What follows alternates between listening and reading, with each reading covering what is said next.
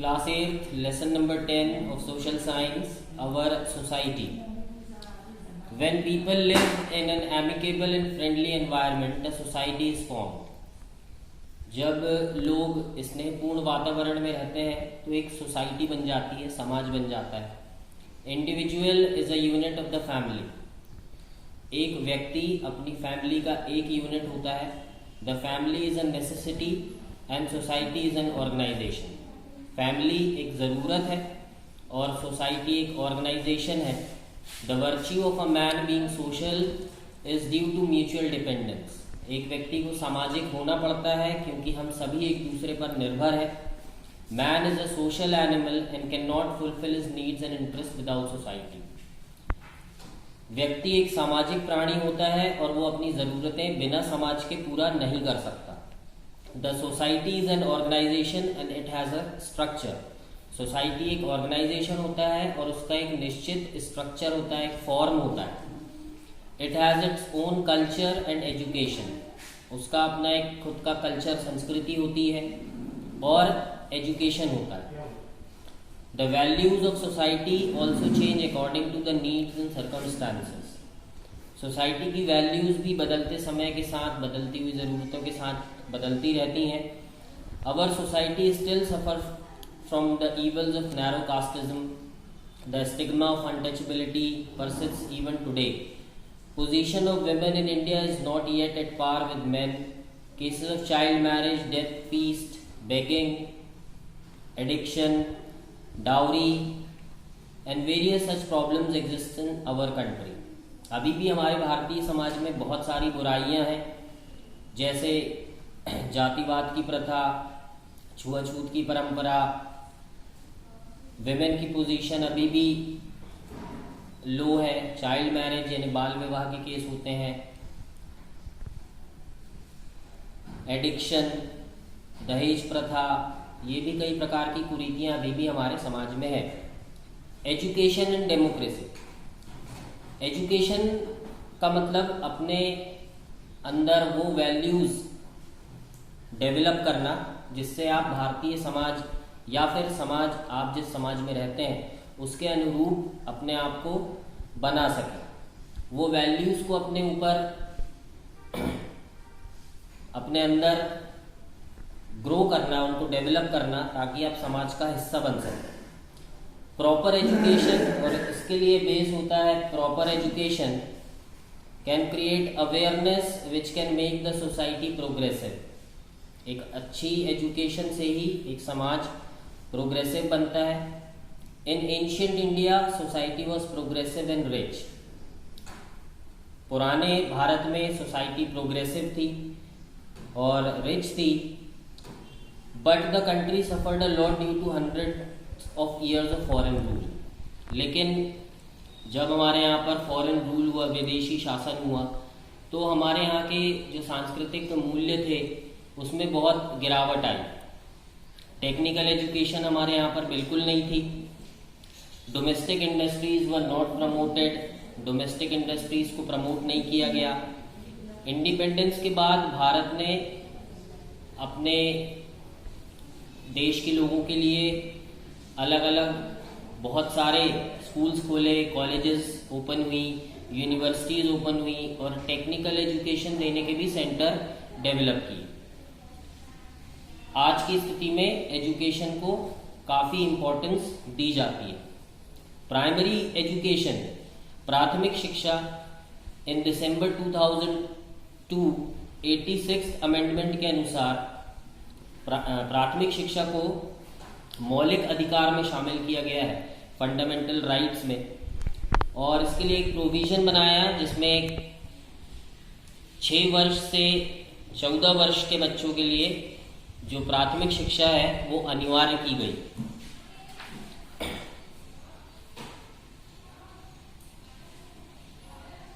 Democracy is a system of governance by it the law and order of a country is conducted.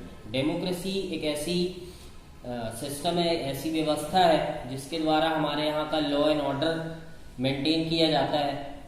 और democracy, India आप जानते हैं कि democratic देश है, और डेमोक्रेसी का मतलब हम पहले भी पढ़ चुके हैं, government of people, from people, by the people, लोगों की सरकार, लोगों के बीच में से सरकार, लोगों के द्वारा चुनी हुई सरकार होती है। इसलिए लोगों का शिक्षित होना बहुत ज़रूरी है ताकि वो वोट करते समय, अपना वोट कास्ट करते समय अपने अच्छे रिप्रेजेंटेटिव यानी प्रतिनिधियों को चुन सकें। For the illiterate people in the age group of over 15 years, a public literacy drive is being run in India. ऐसे लोग जो 15 साल से ज़्यादा के हैं और अशिक्षित हैं, उनके लिए एक पब्लिक लिटरेरी क्लब चलता है भारत में। The meaning of work oriented literacy is the self reliance, ताकि वो आत्मनिर्भर बन सकें, जैसे लिखना, पढ़ना और मैथ्स जैसी चीज़ें वो खुद कर सकें। To know one's own weakness, अपनी कमज़ोरियाँ जान सकें। To make effort to remove the weakness, अपनी कमज़ोरियों को दूर करने के प्रयास कर सकें। To know the importance of national unity, integrity, environment conservation and of small family, और देशभक्ति, एकता, एनवायरनमेंट को सुरक्षित रखना, इन सब का महत्व वो लोग समझ सकें जो अशिक्षित हैं। इसलिए शिक्षा बहुत ज़रूरी है। मेजर सोशल प्रॉब्लम्स, हमारे सोसाइटी की सबसे बड़ी बड़ी समस्याएं क्या हैं? सबसे पहले तो है इलिटरेसी। इलिटरेसी यानी lack of education. Lack of education को ही हम इलिटरेसी कहते हैं। शिक्षा की कमी को ही इलिटरेसी, अज्ञानता कहा जाता है।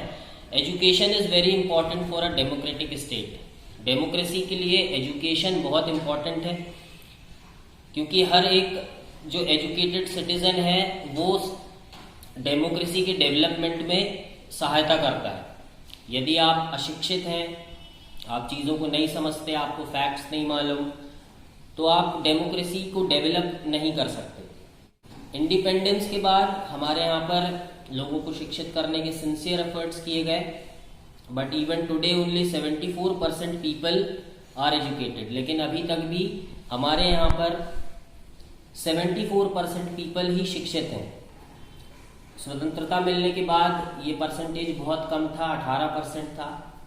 इतने प्रयासों के बाद भी अभी तक केवल 74% लोग शिक्षित हैं। एजुकेशन का मतलब केवल ये नहीं होता कि आप समाज की बुराइयों से अपने आप को बचा सकें, लेकिन इसका मतलब ये भी होता है कि आपको साइंस और टेक्नोलॉजी के बारे में ज्ञान हो,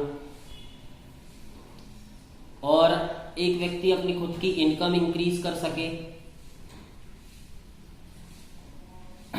और यदि एक व्यक्ति की इनकम बढ़ती है तो देश की इनकम भी बढ़ेगी। Position of women in our ancient scriptures due to respect was shown to women. हमारे जो पुराने लेख हैं उसमें विमेन के लिए बहुत सम्मान प्रदर्शित किया गया है। लेटर ऑन, लेकिन बाद में, the condition of women deteriorated in our country. उनकी जो कंडीशन है वो बुरी होती गई, और अभी तक जो बहुत सारे काफ़ी परसेंट एरियाज, ज़्यादा परसेंट एरियाज ऐसे हैं जहाँ पर वो केवल घर के ही काम करती हैं women. They were expected to prepare food for the family. उनसे उम्मीद की जाती है कि वो सारे घर के लिए खाना बनाएं, बच्चों की देखभाल करें और अपने हस्बैंड के प्रति ओबीडियंट रहें, और घर की देखभाल करें अपनी पूरी जिंदगी भर। The participation of women in the important decisions of family and society was ignored. अभी तक उनके डिसीजंस को कोई महत्व नहीं देता है। Our society is male dominated. हमारी जो सोसाइटी है वो मेल डोमिनेटेड है। In few families women are tortured. कई फैमिलीज में विमेन को टॉर्चर भी किया जाता है दहेज के लिए। और अभी भी कुछ जगह ऐसी हैं, कुछ फैमिलीज ऐसी हैं जहां पर लड़कियों के बर्थ पर खुशी नहीं मनाई जाती। उनको ऐसा समझा जाता है कि उनको पढ़ाई की ज़रूरत नहीं है। लेकिन अब ये सारी चीज़ें वक्त के साथ बदल रही हैं, और इसका भी जो मेन कारण है वो शिक्षा ही है। तो ऐसी सब बुराइयां तभी सामने आती हैं जब लोग शिक्षित नहीं होते, तब वो ऐसा ट्रीटमेंट करते हैं विमेन के साथ। एडिक्शन, ये भी एक काफ़ी बुरी कुरीति है हमारे समाज में। जो भी व्यक्ति एडिक्ट होता है वो अपने घर वालों की तरफ बिल्कुल ध्यान नहीं देता, अपने घर की तरफ बिल्कुल ध्यान नहीं देता, उसको दिखाई नहीं देती कि घर वालों को कितनी इकोनॉमिक और मेंटल प्रॉब्लम होती है उसके कारण।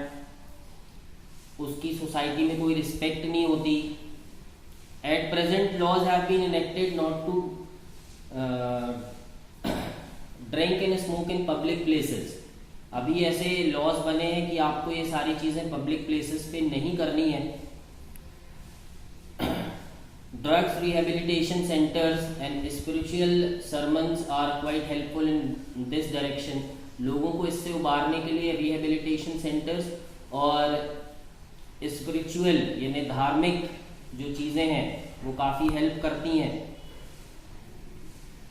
गांधी जी ने काफ़ी प्रयास किए थे इस बुराई को हमारी सोसाइटी से ख़त्म करने के। एक और समस्या, बड़ी समस्या जो हमारी सोसाइटी की अभी है वो है चाइल्ड लेबर। जैसे कि हमने पहले पढ़े कि प्राइमरी एजुकेशन कंपलसरी है 6 से 14 वर्ष के बच्चों के लिए, लेकिन उसके बाद भी हमारे यहाँ के बहुत सारी पॉपुलेशन के बहुत सारे बच्चे ऐसे हैं जो अभी भी चाइल्ड लेबर के शिकार हैं। उनसे काम करवाया जाता है, उनको पढ़ने नहीं दिया जाता। Even today most of the children are half fed and half clad. अभी भी कई ऐसे बच्चे हैं जो दिन भर भूखे रहते हैं, बहुत खराब स्थिति में जीवन अपना गुजार रहे हैं और कुपोषण के शिकार हैं। और इन सब के कारण ही वो यदि बड़े होते हैं तो फिर उनका ध्यान जो है वो क्राइम यानी अपराध की तरफ जाता है। When the children under 14 years of age are made to work for living, it is known as child labor. जब 14 years से कम के बच्चों से काम करवाया जाता है तो वो चाइल्ड लेबर कहलाता है। हमारी गवर्नमेंट ने इसको बैन करके रखा हुआ है और ये इलीगल है, अनलॉफुल है। यदि आप किसी बच्चे से काम करवाते हैं तो ये एक इलीगल एक्टिविटी है और इसके लिए ये एक पनिशेबल ऑफेंस है। Welfare of the scheduled caste and scheduled tribes and other backward classes. The 46th article of the Constitution says, हमारे इंडियन कॉन्स्टिट्यूशन का जो 46th आर्टिकल है उसमें लिखा हुआ है, the state will protect the economic and educational rights of the poor section of the society. गरीबों की आर्थिक स्थिति और एजुकेशनल राइट्स की सुरक्षा की जाएगी भारतीय संविधान द्वारा। खास करके specially scheduled caste and scheduled tribes, आदिवासी जाति जनजाति के लोगों के अधिकारों की रक्षा की जाएगी।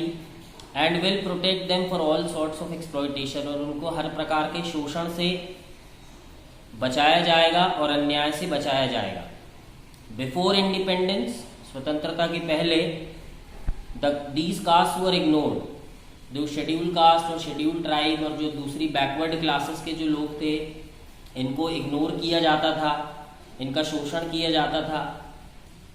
तो ये गरीब ही रह गए थे। इवन टुडे अभी भी they are poor and literate. बहुत सारे लोग इसमें से पुअर हैं, लिटरेट हैं, क्योंकि उनको पढ़ने नहीं दिया जाता था। Sometimes exploitation and atrocities on these people, poor people, are highlighted. These castes have their own social significance.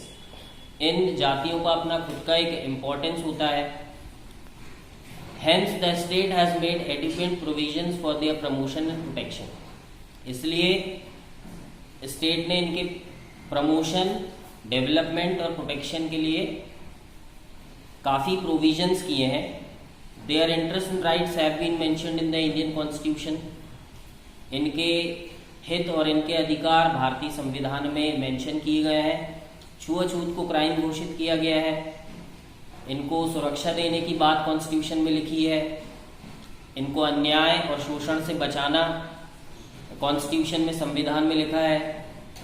इनके लिए सीट्स भी रिजर्व हैं लोकसभा में, लेजिस्लेटिव असेंबलीज में, और जो लोकल गवर्नमेंट होती है वहाँ पर इनकी पॉपुलेशन के आधार पर इनके वेलफेयर के लिए एक अलग मिनिस्ट्री, एक अलग डिपार्टमेंट, अलग पुलिस का डिपार्टमेंट और न्याय की अलग व्यवस्था भी की गई है भारतीय संविधान में।